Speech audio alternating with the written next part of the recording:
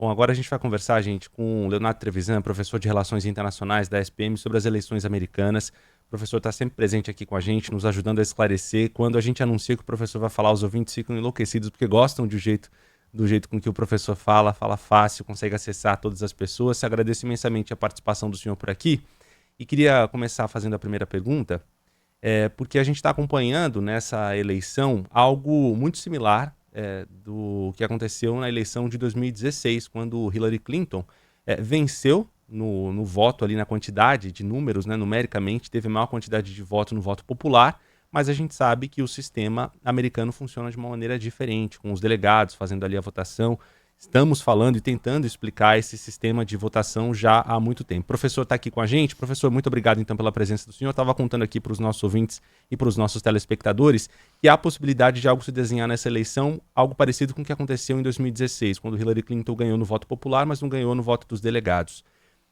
Isso pode acontecer com Kamala Harris ganhando uma maior quantidade de votos populares, mas perdendo no voto dos delegados. Os Estados Unidos estão satisfeitos com esse sistema? Esse sistema faz sentido? Esses casos, esse caso de 2016 e possivelmente um caso agora em 2024, pode colocar em xeque esse sistema americano? Há alguma brecha para uma discussão disso por lá? Boa tarde, bem-vindo. Boa tarde, Renan, boa tarde, Júlia, Juliana, boa tarde, Paula. Não é? Boa tarde. Na verdade, essa é uma questão que se debate há bastante tempo nos Estados Unidos, e o primeiro ponto para discutir essa questão é o peso federativo. É fácil a gente criticar esse modelo, não é? Quando a gente não pensa que esse modelo tenta exatamente compensar, deixar mais igual estados menores e maiores com o movimento populacional. A ideia é exatamente essa. Não é? Então, e principalmente respeitar o conceito de federação com independência de cada estado podendo fazer suas regras, suas leis, e isso ter um peso equilibrado dentro da federação. Eu acredito, Renan, que será muito difícil, porque isso é uma espécie de cláusula pétrea na Constituição americana, que vem desde os dos Father Foundings, lá atrás, 1776, 1787, quando fez a Constituição. Portanto, é um modelo consagrado. A pergunta concreta é: o americano concorda com esse modelo? As pesquisas que se tem não tem nada muito recente, mas as pesquisas mais anteriores, inclusive a pesquisa depois de 2016, eu não me lembro exatamente o ano agora, acho que é 2018, mostra que há mais de 70% de apoio à permanência desse modelo. Essa discussão que você faz entre o voto popular e a derrota no colégio eleitoral, para o americano médio, isso tem um sentido, porque ele imagina sempre a representatividade do seu estado dentro desse colégio. Professor Trevisan, bem-vindo por aqui, sempre com a gente, sempre nos dando uma aula, né, professor? Vamos falar dessas eleições, elas estão muito parelhas, né? Tá difícil, até Sim. A gente estava vendo, tá muito difícil alguém chegar lá e bater o martelo quem acha que vai ganhar. Isso reflete o quê? Né, quando a gente faz uma tradução desse eleitorado. Em primeiro lugar, esse eleitor ele não é obrigado a ir para as urnas. Então, quando ele vai, é porque ele quer muito um dos dois lados ou porque ele não quer muito um dos dois lados. E a gente tem a questão de que, se realmente nas urnas a gente tiver um resultado como as pesquisas estão mostrando, ou seja, muito parelho, por uma pequena diferença, uma grande tensão de muitos especialistas a respeito de como isso pode ser lidado tanto com os eleitores quanto com os próprios candidatos. O senhor tem esse temor também? Que leitura que a gente pode fazer desse cenário e desse eleitorado hoje, professor? Primeiro de tudo, comungo inteiramente com a tua ideia de ter medo, né? Eu acho que isso aí, com toda a razão, você tem toda a razão, né? E nós temos que ter sempre um parâmetro. Estados Unidos é modelo para o mundo. Eu não sei quantos bilhões de pessoas estão fazendo exatamente como nós. Estão olhando para os Estados Unidos para saber o que está acontecendo. O que acontece lá tem reflexo no mundo inteiro, para o bem ou para o mal. Nesse caso, especialmente, a violência política que pode depender disso me preocupa principalmente como sinal para o mundo. Esse é o ponto. Tá? Que a diplomacia americana vai... Desculpe. Que a estrutura do Estado americano, a democracia americana vai conseguir conter, eu não tenho dúvida. O meu problema é o exemplo para o resto do mundo. Então, esse é um quadro. Mas o que eu acho que é muito importante no que você fala, Paula, é a questão do fato da pesquisa do New York Times de ontem sinalizar 48,5%. O New York Times fez um agregador das pesquisas entre os estados pêndulos e os estados já definidos. Deu 48,5% para o Trump, 48,5% para a Câmara. O que isso quer dizer, né? Isso significa que a eleição será definida por menos de 3% dos votos indecisos. Esse é o ponto. O eleitor americano, que não sabe nem sequer se vai sair de casa para votar, ou que diz com todas as letras, eu vou decidir no caminho da urna em quem eu vou votar, é esse que vai decidir a eleição. Isso traduz um nível de insegurança muito alto. Não é só na previsibilidade, é na estrutura do sistema, na confiabilidade do sistema e no direito às reclamações. É bastante provável que ganhe um ou ganhe outro, essa decisão será judicializada. Para a gente ter uma ideia do que nós estamos falando, né, ontem, em uma reunião do Conselho Nacional dos Procuradores Gerais, eles pediram abertamente que os Estados Unidos passem por uma transição pacífica. Veja bem quem está falando. São os procuradores gerais de cada estado. Eles estão tão assustados quanto nós. Eles estão falando de uma transição pacífica. Eles sabem exatamente que haverá uma grande pressão, um voto decidido no cabeça a cabeça. E isso vai significar judicialização. E essa judicialização vai significar gente na rua. Trump está pedindo exatamente isso. Pessoas na rua. Steve Bannon fez uma declaração, agora que foi solto, ontem, na mesma direção.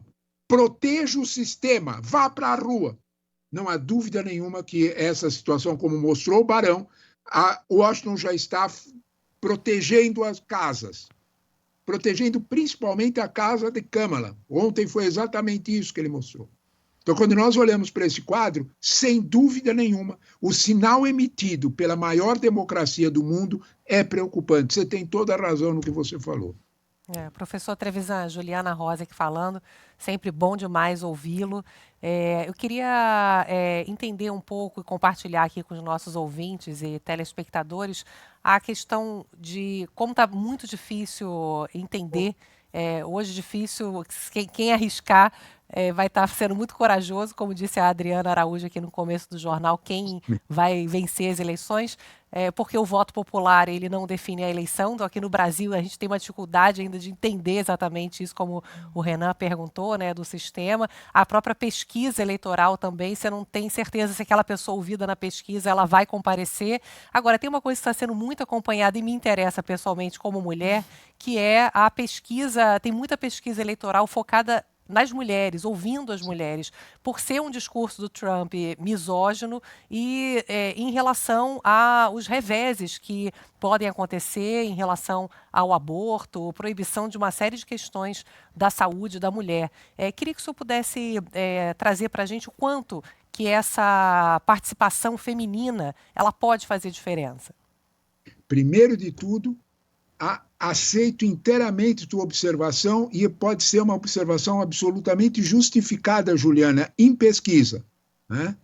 O Iowa mostrou numa pesquisa bem concreta que o voto feminino decidirá essa eleição e é uma das pessoas que mais acerta a eleição nos Estados Unidos. Por que isso, né, Juliana? O que é que você tocou, né? Quando você falou, primeiro de tudo, nós temos que olhar um número, né? 53% da população americana é mulher, 47% homens, já tem um número maior. Agora, o problema está na frequência à urna. Elas têm uma participação muito maior, as conservadoras e mesmo as progressistas. Câmara está apostando numa situação muito concreta. A decisão da Suprema Corte foi uma decisão que retirou direitos reprodutivos da mulher consagrados há 49 anos. É essencialmente a questão do aborto. Devolveu isso para cada estado, o que na prática significou punir as mulheres com regressão cada vez maior até a proibição total das semanas de gravidez. Isso tem um significado para cada mulher, mesmo para a mulher conservadora. Câmara está apostando numa frase, e ela tem feito isso nos estados mais tradicionais. Ela leva mulheres conservadoras junto com ela, em silêncio. Às vezes, alguma delas fala e ela diz o seguinte: ninguém saberá em quem você votou. Nunca ninguém saberá em quem você votou. Ela fixa isso. Mulheres conservadoras acompanham Câmara. O que é que isto quer dizer? Na hora da urna, pese bem, na hora do voto, só você e o papel, pese bem o quanto o direito reprodutivo da mulher está sendo respeitado. Aí vai pegar.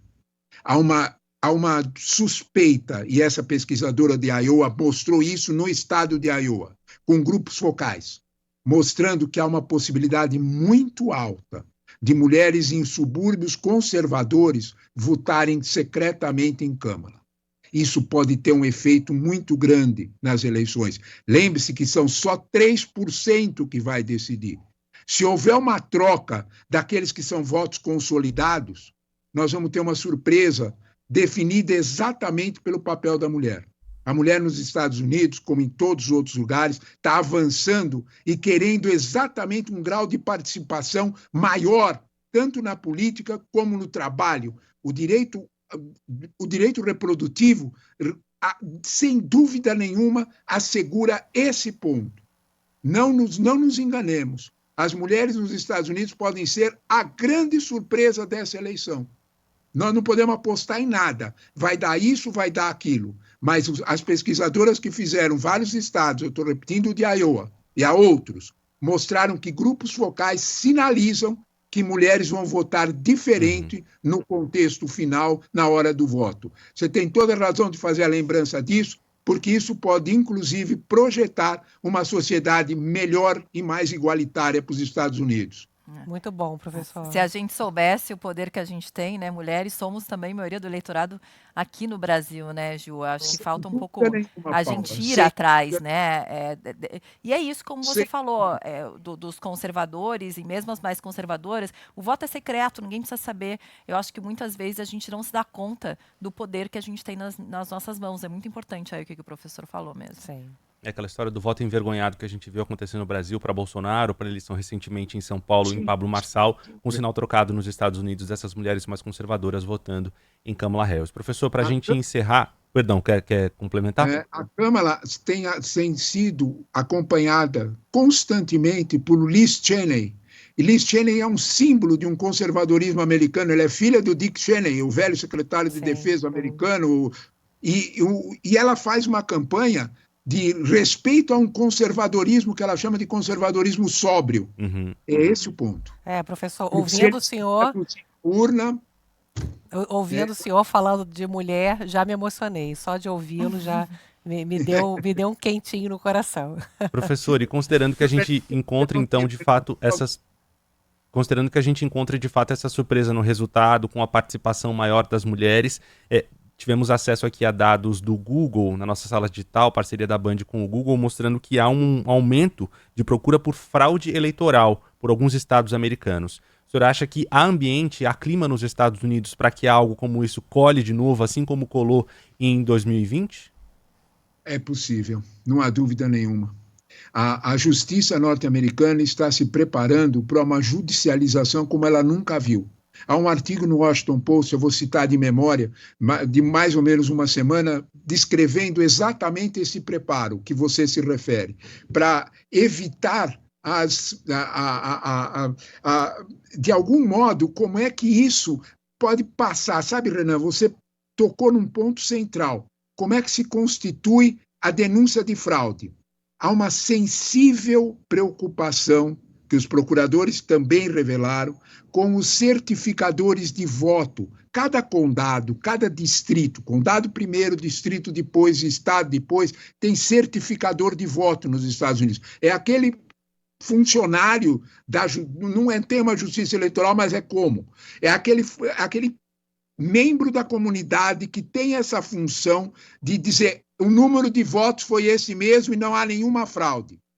Trump e o Partido Republicano fez uma grande pressão em vários estados para conquistar esses cargos, o cargo de certificador. A justiça americana, precavidamente, já apontou esse risco, é exatamente o que você fala, apontou esse risco de aumentar as denúncias de fraude, o que judicializaria ainda mais a eleição, muito parecida com aquela decisão lá atrás, da decisão de 2000, com a decisão em torno da Flórida, dos famosos 500 votos da Flórida. Aquilo tinha um sentido. Essa será uma situação muito mais espraiada, muito mais disseminada, exatamente para buscar esse direito de fraude. Não há dúvida nenhuma que há uma tensão no ar em todo o Departamento de Justiça nos Estados Unidos com essa preocupação que você revelou, que você comentou sobre o fraude. Professor, muito obrigada por mais uma aula aqui com a gente, viu? Imagina. Vamos continuar nos falando, é claro, o dia inteiro e os próximos dias também, até sair o resultado dessas eleições. Muito obrigada, viu, Tretre? Beijo para você, até a próxima. Paula, Renan, Juliana, muito obrigado a vocês pela boa conversa. Um abraço a todos.